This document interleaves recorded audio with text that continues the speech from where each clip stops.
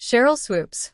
Caitlin Clark has been very impressive but not dominating. In ball women's basketball legend Sheryl Swoopes pushed back on the idea that Indiana Fever star Caitlin Clark is dominating the WNBA as a rookie.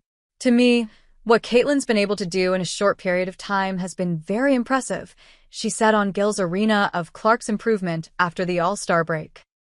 I still don't think she's dominating, but she's a different player than she was in the first half of the season.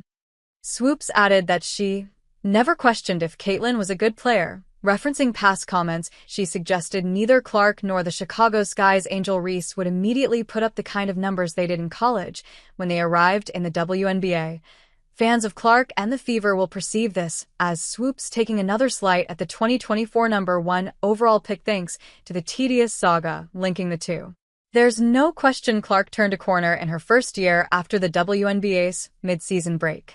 Since play resumed, she has averaged 24.3 points, 5.5 rebounds, and 8.0 assists, and she has broken a slew of team and league records. This is the player everyone expected coming out of Iowa. With what she has done over the last month, to say the 6'0" guard is a dominant player isn't a hot take. At the same time, making the counterargument isn't entirely unfair either.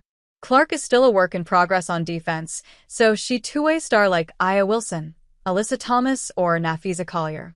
Her league-leading assist tally is accompanied by the most turnovers in a single season, 220 and counting, by a wide margin.